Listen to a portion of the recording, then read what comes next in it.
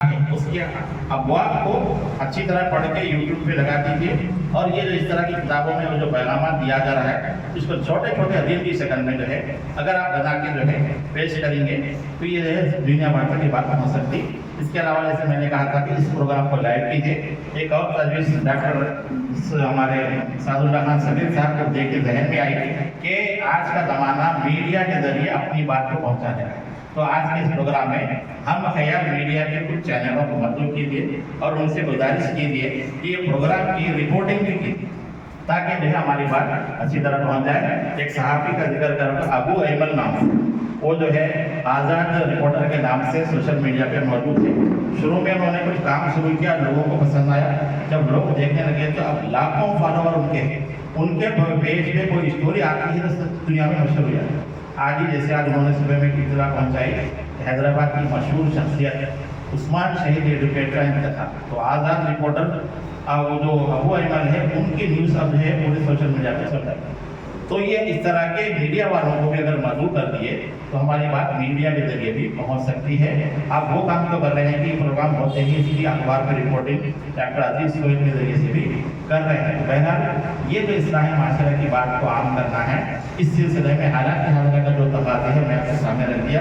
امید ہے کہ یہ پروگرام کس طرح کے کام ہوں گے۔ اس سلسلے میں پھر تعاون ہے تو میں اپنا تکنیکی طور پر تعاون پیش کرنے کے لیے تیار ہوں۔ دوسری بات یہ ہے کہ آپ نے بہت اچھا کام کیا، ادب کے حوالے سے بھی ایک شاخ شروع کی کہ ہم جو زبان بولتے ہیں اردو ہماری مادری زبان ہے، اس زبان میں اگر ہم اچھا ادب پیش کریں گے تو ادب کے ذریعے بھی اصلاح ہو سکتی۔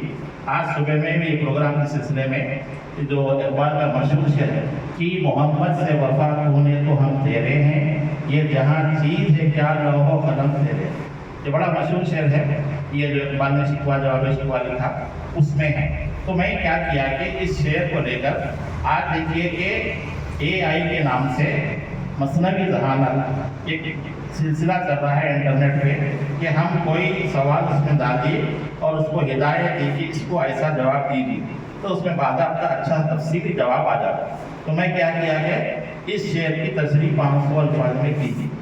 اے آئی اردو کے نام سے ایک لنک ہے تو اس میں بڑے اچھے انداز میں اس شعر کی تفہیم کی۔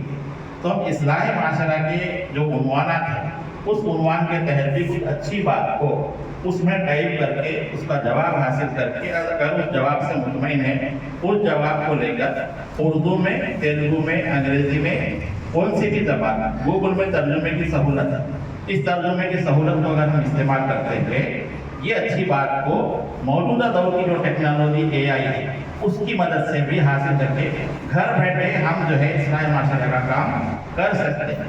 تو وہ جو شعر پڑھا میں تو اندازہ ہوا کہ اصلاحی ادب کو بھی ہم اچھے طریقے سے عام کر سکتے ہیں۔ حالی کا مشہور شعر ہے ادب ہی سے انسان انسان ہے، ادب جو نہ سیکھے وہ حیوان۔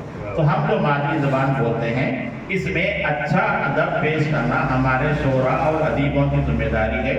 جیسے ہم لوگ اردو پڑھ کے یہاں تک آئے کہ زبان کا اور علم کا استعمال کر کے لوگوں تک عام کرنا یہ بھی ایک علم کی زکات ہے۔ جیسے ہم مالدار ہوتے ہیں، دولت مند ہوتے ہیں، پیسے ہم زکات کے طور پہ دیتے ہیں تو اللہ تعالیٰ نے آپ کو صلاحیت دی ہے، علم دی ہے تو اس کو بھی عام کرنا چاہیے۔ یہ دو لوگ جو ہمارے نوجوان اسکالر ہیں اور بھی کہ ڈاکٹر عزیز سہیل بھی ہے اور دنیا بھر میں اور کئی لوگ بھی ہیں، تو میں کوشش کرتا ہوں کہ میرے پاس جو علم ہے، میرے پاس جو صلاحیت ہے اس کو میں لوگوں تک عام کروں تاکہ میری بخشش ہو۔